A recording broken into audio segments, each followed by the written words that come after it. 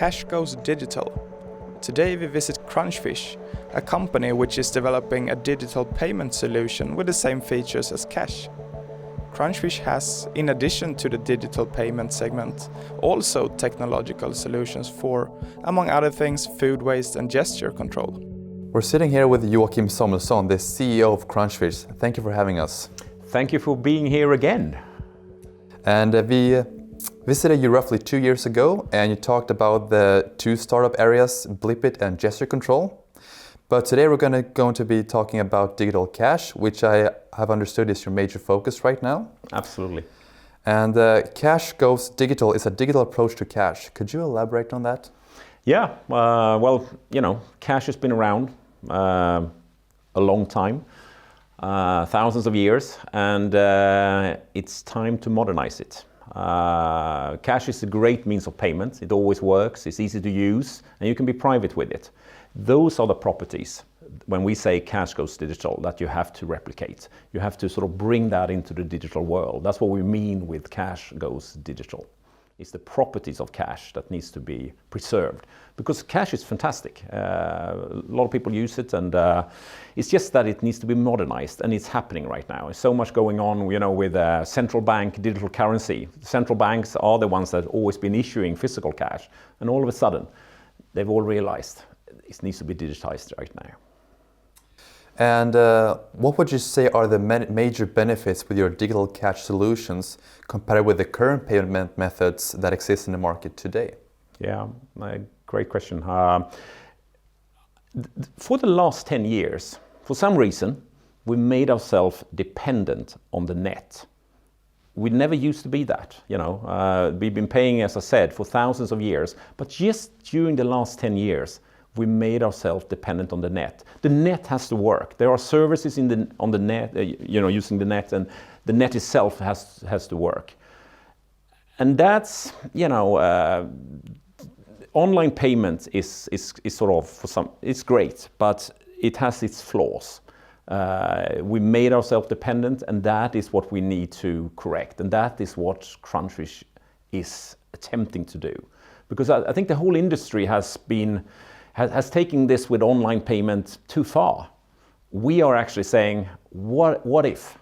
What if you rather have back to the way it used to be, that you pay locally, there is no one else involved. You pay to that person in front of you as a local transaction, as an offline transaction, no dependency on the net. And then, as a subsequent step, then you settle it. That means that you are getting money on your account. But please, divide it into 2 steps. And with that, the whole magic unfolds. And one argument one can say for cash and digital currency for that matter are the anonymous payments. How does the traceability function work within digital cash? Yeah, it is interesting with the anonymous thing. I think the Central Bank of Europe, ECB, they even did a study. They asked sort of the citizens of Europe, what if we're going to go digital with our money, the digital euro, what's the most important property? And the majority, the thing that has had its most votes was privacy. We don't want to give up our privacy. And I think Legrand, the head of the European Central Bank, said that in Europe, it's going to be key with privacy. But that means, what do we mean then with privacy? Well, what we mean is that I think that the bank should not have to see everything you do. Because that's the risk. And there is a lot of payment services today that there's full traceability with the banks. There are some countries like Germany who are very, I think before the pandemic start, I heard numbers like 70% of their retail transactions were made by cash, simply because they don't want to have digital trail.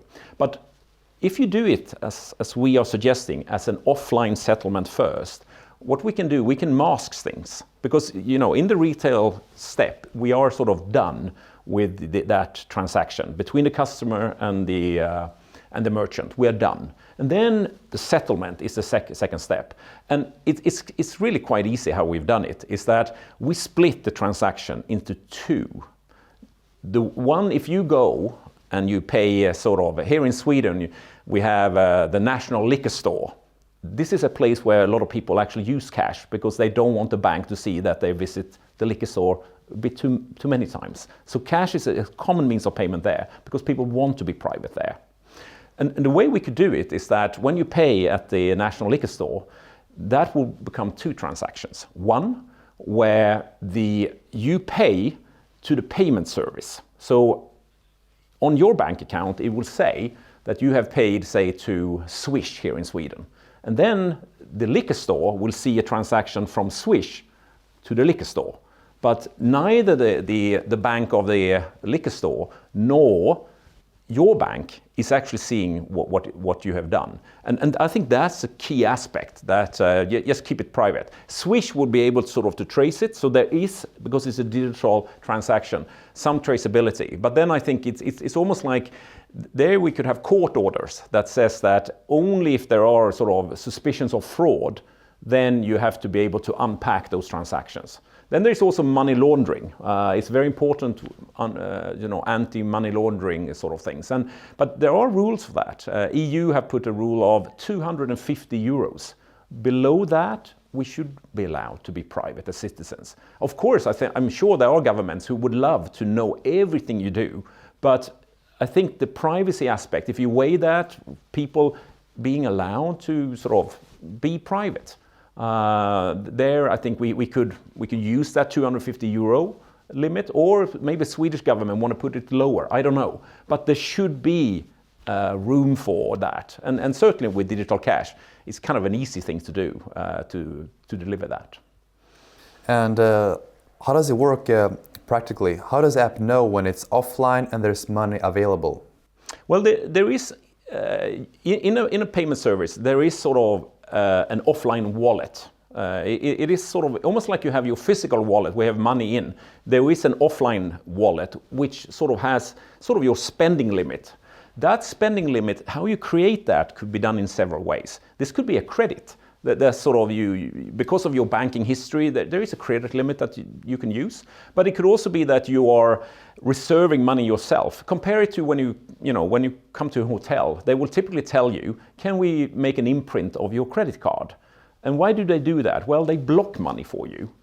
So you can run around and you can, buy things from the minibar, or, you can just sign things at the hotel because they know they have already blocked some money. This is the same thing, that you block some money here that you can use in an offline mode. So it could be done by blocking money on an account, they can create a sub-wallet, or by just credit. We don't really care how the bankers would solve that. We just make sure that that spending limit that you have on your phone is safe and secure and can be used in an offline transaction. And what happens if one of the persons never connects to the internet again after a payment? Yeah, it's a great question as well. That's one of the key aspects of our core patent here, because if the payment systems of today, online systems, they work that it's one of the parties that send a transaction up. If you come with a credit card, you pay at the payment terminal, then it is the merchant who will send up that transaction to the cloud in order for the merchant to be paid. Then you can reverse it. You have real-time transactions, like in Sweden here we have Swish. Then it's a push transaction. You are pushing money to the merchant, and then it is you that sends it up. But what we have come up with is then offline payments. And this is a hybrid where both parties, both the merchant as well as the customer, could send up these transactions. And why would both want to do it? Well, on the merchant side, it's kind of obvious. They want their money. So they want to be able to send up that transaction to the cloud in order to be paid. But also, the good thing here is that even on the payer side, you must reconciliate what you have done in an offline mode in order to top up. So you need to send up as well your transactions in order to get that money. So on your question, so if, say, the customer loses their phone, will the merchant still get their money? Well, yes. Well, they have a copy of that transaction. But also say that the merchant is losing their whatever transaction. Well, chances are quite high that the transaction is still then sitting on the customer side, and next time they go online to top up their wallet, for instance, that transaction will be settled. So this is actually safer than, so even if you, in a way, if you think of it, if I give you 100 krona as a merchant, if you lose that, the money's gone. But here with digital cash, there is sort of, that transaction is also stored on the payer side. So that person could also send up the transaction. So it's sort of a bit of a safer sort of system than physical cash. So if one is losing the transaction, I would say no problem, because the other one would settle it. And what risk of competition do you see in the future with VISA and Mastercard, for instance? I think they will become our partners. I seriously think so. Because I think we are coming with something here which is just phenomenal for their networks, really. They invented, in a way, digital payments. And it's going in breakneck speed right now, because the card rail, the card transaction is sort of the legacy systems, but everything is now moving to, real-time transactions. And I think in order to be able to do real-time transactions on a massive scale, what you need to have is our architecture with a two-step process. You do it, as I said, first offline, you settle offline, and then you settle online. But the beauty with our system is that we could settle online on any schemes. It could be card schemes, Mastercard and Visa, but it could also be real-time payment scheme, like we mentioned Swish a few times, so that's fine. It could be closed-loop wallets, like we have if you go to ICA-banken. That is a closed-loop wallet. You put in money to ICA and then you use it there. That could also be part of it. And the big trend now, CBDC. That is also possible to do. And one really cool thing we just announced is that for the first time in history, we can make it interoperable. We can make so you could pay with Swish in another country. It's not harder than to get Swish using it in offline mode in Sweden. We could do that also in other countries. So all of a sudden, you could do an offline transaction with a merchant you meet in Japan, and then you're done. The customer, you can go home with your sushi, that's fine. And then the Japanese merchant, they will just send that transaction up. And that's sort of a business between him and his payment service to settle that he will get paid from a Swedish bank account. But it's a separate step. And it's no different, that step, than if you send an international transfer yourself. And that we could actually be the bridge for sort of any type of payment service in the world, that's huge. And if we're looking at this from a practical standpoint, how does the process look like for a payment service to begin using your solution? We have SDKs. I think the heart of the whole solution is the offline wallet SDK. This is the one that the main parameter to control is your spending limit, as we discussed earlier, that you have some money on your phone. But there could be other rules as well, because that is controlling, in a way, not just if you have enough money here to make the transaction, but you can set up rule, as the issuing bank can set up rules like how many transactions are you allowed to do? What is the accumulated amount of transactions, of payments that you want to do?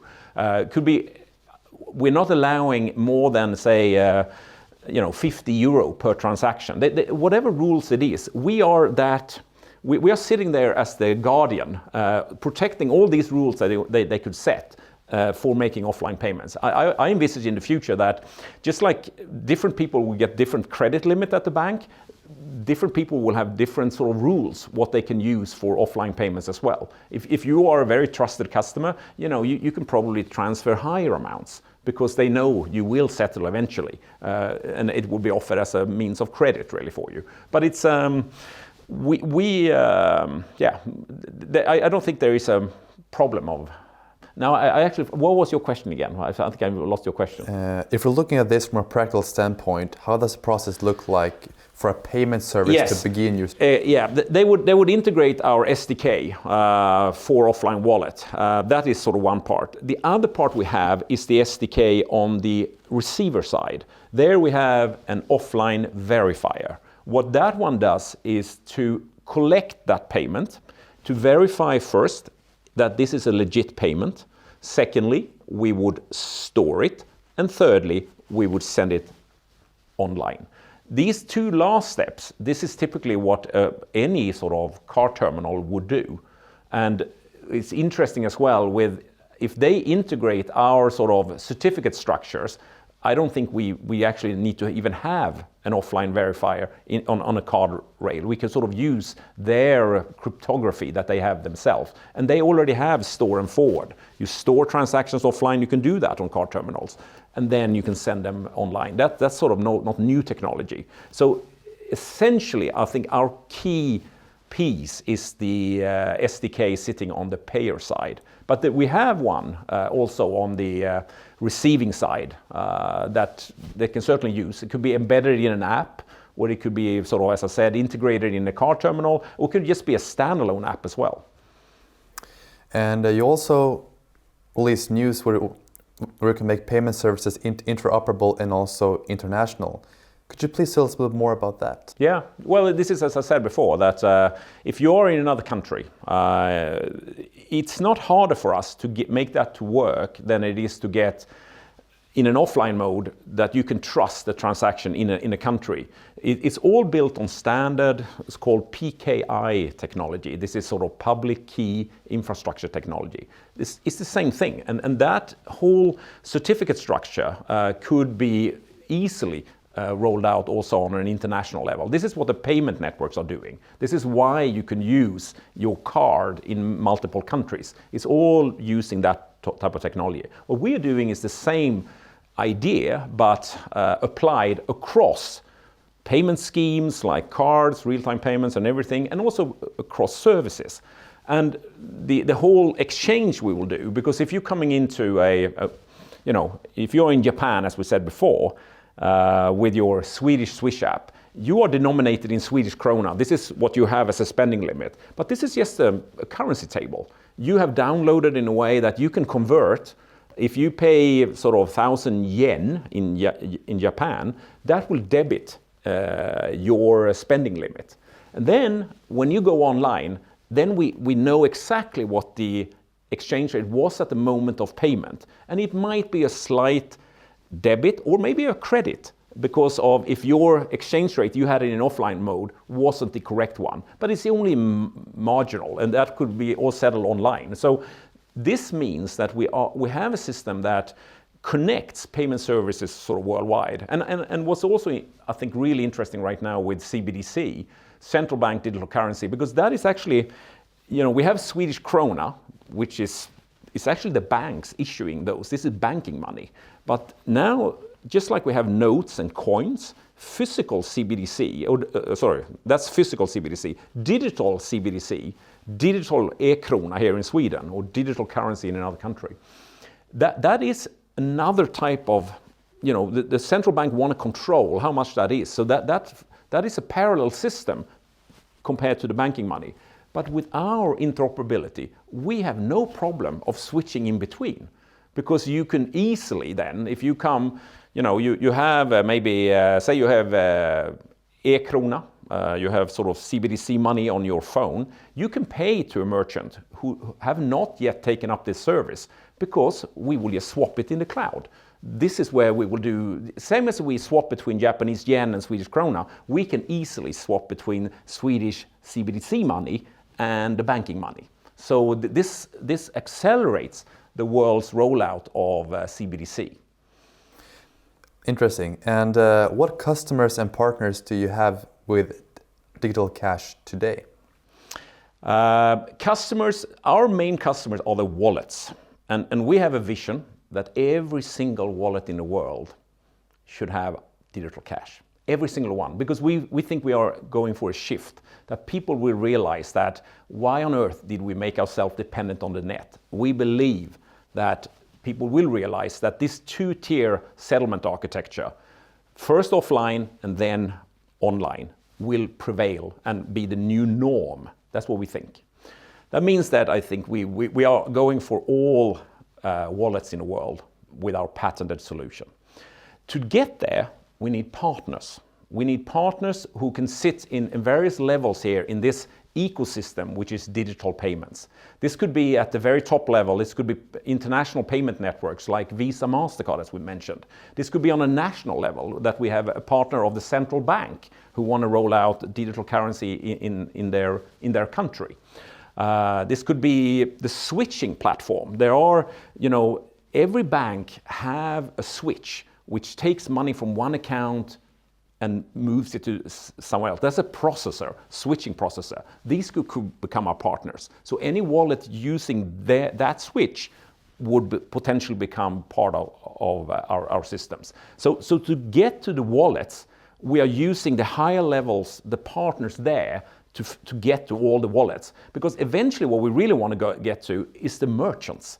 Because the merchants are used to paying for sort of payment services, but we cannot. Just in India, there are 60 million merchants. We cannot go to every single one of them. But what we could do, we can reach the wallets, and probably doing that via higher levels. If we're getting into the RBI, are probably very soon going to announce that they're going to go for central bank digital currency. They will regulate that everybody has to take that, and all of a sudden we can reach all the wallets in India, and in that turn we reach all the merchants. So this is sort of, we have a plan of how to do what sounds crazy, that little Crunchfish with 25 people will have technology for every single payment transaction in the world. But that's the goal. And if we're looking at this at a timeline, how does the planned rollout and growth for the segment look like in the future? I think this will be our breakthrough year, that we will get into wallets this year. People will start to realize, and quite frankly, some of the now, as I'm describing at these higher levels, payment networks, switching processors, even central banks, I think they're realizing what we have, and they're realizing the power of this. So we're getting to that level right now, but I think the game is to get to the wallets and get to the merchants. This we will start seeing already this year, and I think it can go quite quickly from there, because the power of the partnership network that we're building it's the scalability of it. So this is going to be a fantastic, fun, last year was a preparation year. This year this is sort of when we are, coming out to the market with a solution. We won't be everywhere 2021 if you take that timeline, but I think people will see the writing on the wall that this is going to change digital payments forever. We have gone for the last 10 years for all online. I think that's a dead end. I think it will be offline and online in seamless harmony. That's what we create. Interesting. And from a financial standpoint, you're increasing your revenue, but in 2020 you reported a loss. How do you look at your financial position going forward? Yeah, I think the company has, for quite a long time, it's sort of, I'm the main owner. I have I think over 26%, and then the other one is Midrock Invest, with backed by this Ethiopian Saudi investor Mohammed Al Almoudi. They have about 18%. We've just said and I think we pleased all our shareholders, that we just promised that we put out an overdraft credit for the company for 25 million, which according to all our calculations will last at least to 2022.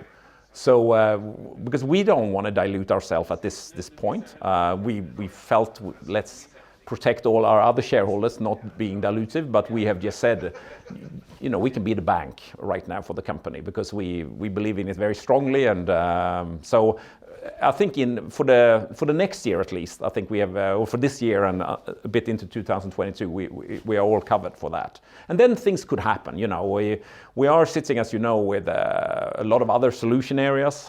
Maybe we'll do something in those areas, but I also think that we will start to see revenue in this sort of extremely hot area of digital cash as well. So right now I think we are not prepared to do any dilution. We don't want to take any dilution, so we are just in a way acting as the bank of the company ourselves, and quite happily so. And if we're zooming out a little bit, you have more areas than digital cash. Is there something that connects all of this? Yeah, we are 5 areas now. Launch a new website to try to describe it, and I think it is actually 5 technology platforms, and it's crazy in a way that a little company like Crunchfish has that. Where we have our people, most people are on digital cash. The rest is sort of on gesture. The other 3 area is sort of just business developer people on. I would say Blipit, food waste, and nearby. So we are very thin there, but they are interesting. We have a lot of interesting patterns there. So in some sense, we are running with digital cash and gesture in some sense. And the other area we are just, exploring. This is sort of almost like pre-studies we're doing in these areas. But the common thread is that we've always, and this is the founder's vision, that Crunchfish always looks at the human aspect of how people want a solution to be had, and not allowing technology to restrict it. I mentioned in the beginning that why on earth have we made ourselves dependent on the net? Why did we do that during the last 10 years? And we came into payments quite late, and we just, why is that? And we know we can actually provide a solution which goes back to how it should be. That if we meet, then why should we be limited that, oh, I don't have a connection, I can't pay? Well, take out that out of the equation and just do a transaction. And that's the same in all areas, I think, that we've, if you look at the nearby area, this is all about connecting to the proximity. You know, I can connect to anyone in the whole world, but when I meet you, it's kind of difficult to transfer anything. How come? Why are we sort of limited in a way that we can connect to someone in Australia just as easily as we meet ourselves? So we have sort of explored and what can we do using technology for our benefit instead of sort of putting out big hindrance to it. And it's the same. I think gesture control, I like to take the analogy. This period in human history where we all, bent neck, look down in mobile phone, that must be also, what is that, 20 years of our life we did that? That has to go. And I think what's happening now is the next generation will be smart glasses. So people can look up again, look people in the eye, and then we have gesture control in this quite difficult environment because people will be all over the world will be using these glasses. It's very challenging to get that to work with gestures, but we've solved that. I think we have amazing technology for gestures. And again, we're not allowing we have technology for the future of these trends that will be coming. So in some sense, using technology for the benefit of mankind, but not letting technology put up the limits for what it can do. I think that's what put it apart. But we are stretching ourselves. We have 40 right now innovations that we have applied patent for, 40, which is, we're only 25 people. And 29 of them, the hit rate has been phenomenal. 29 is already granted. Most of those 11 we're missing is in digital cash. 7 innovation in that area that we have applied patents for, which hasn't even been examined yet. So otherwise, in all the other areas, we are sitting extremely strong. But I have high hopes also for this area we talked about, digital cash, when it comes to patent rights. And in conclusion, Joachim, why do you think that Crunchfish is an interesting company as well as an interesting investment today? Well, I think the sheer opportunity that a small company can build something on top of the biggest machine in the world, which is digital payments. There simply is no big machine. You come and you can do a value add on something as large as digital payments. I should say physical digital payments, because that's what we're all about. Because we are, if you're going to do an offline transaction, you have to meet someone. So it's proximate payments. But to be able to build something on top of that and potentially, get the benefit or in some way some sort of revenue out of that, it's just mind-boggling how big that scalability is. If you think of all these, if you think of, take sort of Skype, a good Swedish example, they built the biggest telecom network in the world. They built it on top of voice over IP. And all of a sudden, before it was sort of a lot of payment or sort of telecom services in countries. All of a sudden Skype came along and they built something on top. They didn't own the internet, but they built voice over IP on top of it. And they, I think they were sold for 30 billion to eBay once in a day. We have Airbnb. They don't own the underlying infrastructure, but they build sort of the world's biggest sort of booking sites, really. You have Uber. They don't own the taxi cars or the drivers, but they built a platform that can build on top of all the world's sort of people running around do taxi services. Netflix, they don't own the film rights. Spotify, they don't own sort of the rights, but they have built a platform who can stream it. Disruptive companies do it that way. They come and build a platform that can use the underlying sort of structure, which they don't control or own, but they build something on top. Look at Crunchfish. We've built it on the biggest thing there actually is on earth, digital payments. I think that will go pretty far. Very interesting. Thank you very much, Joachim, for your time, and we wish you all at Crunchfish good luck in the future. Thank you so much.